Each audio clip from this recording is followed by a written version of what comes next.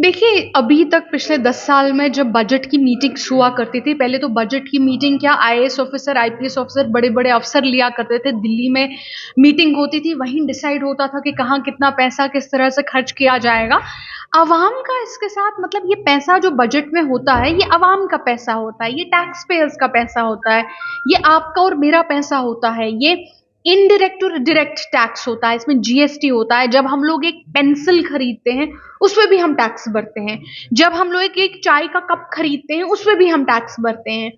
तो जो अवाम टैक्स पे करती है उस पे अवाम को पता होना चाहिए कि पैसा कहाँ जा रहा है। लेकिन हमने देखा कि अवाम का जम्मू और कश्मीर में, चूंकि यहाँ पे एक इलेक्टेड गवर्नमेंट थी नहीं, इसका कोई टच ही नहीं था। उनका पैसा कहाँ खर्च हो रहा था उनको पता ही नहीं था। आज हमने देखा कि चूंकि अब उनके चुने हुए नुमाइंदे सामने आए हैं, एक एमएलए सामने आए हैं, एक एमएलए को पता है कि उसकी कॉन्स्टिट्यूंसी में किस तरह से कहाँ पे पैसा खर्च करना है। उसे पता है वो दिन में 100-100, 200-200 लोगों से मिलता है, आम लोगों से, गरीब लोगों से, सड़क पर चलते हुए लोगों से। उसको पता है कि लोगों की मुश्किलात क्या है, क्योंकि वो ऑन द ग्राउंड है, कनेक्टेड टू द ग्राउंड। जो खासियत एक ब्यूरोक्रेट में नहीं होती है, एक अफसर में नहीं होती है। एक अफसर अपनी गाड़ी में आके दफ्तर में बैठता है, दफ्तर से लेके घर जाता है। एक एमएलए जो होता है वो ताजियत पे भी जाता है, वो शादी पे भी जाता है, वो सड़कों का मुआयना भी करता है, वो स्कूलों में भी जाता है, वो पब्लिक फंक्शंस में भी जाता है, वो कम्युनिटी हॉल में भी जाता है, वो मैरिज हॉल में भी जाता है, उसका काम है। तो आज जब उनसे मीटिंगें शुरू हुई कि आप बताइए, आपसे कंसल्टेशन करेंगे कि किस तरह से अवाम की राह में ये पैसा खर्च किया जाए कि अवाम को मैक्सिमम सहूलियात मिले, उसमें जो है उमर साहब ने, जो हमारे वजीर आला उमर अब्दुल्ला साहब है, उन्होंने पहला कदम उठाया। पहले एक बैच ऑफ एमएलएस के साथ उन्होंने मीटिंग्स की, इंशाल्लाह आगे और भी होंगी।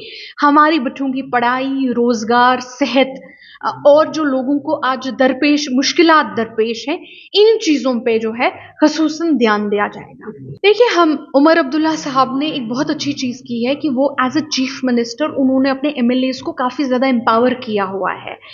क्योंकि एक एमएलए को एम्पावर करना मतलब उस एमएलए की अवाम को, जिसको उसने जिन लोगों ने उनको सपोर्ट किया है, उस अवाम को एम्पावर किया है। तो उन्होंने जिस तरह से प्रोटेस्ट होता है इमीडिएटली उनका मुद्दा सॉल्व होता है, कुछ भी होता है इमीडिएटली उनको बुलाया जाता है।